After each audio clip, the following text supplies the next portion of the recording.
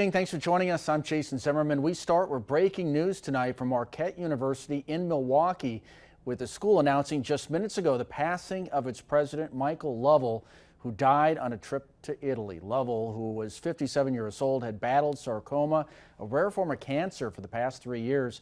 According to a statement from Marquette University, Lovell and his wife were in Rome with members of the Society of Jesus and Marquette University Board of Trustees on a Jesuit formation pilgrimage. During the trip, Lovell became sick and was taken to the hospital.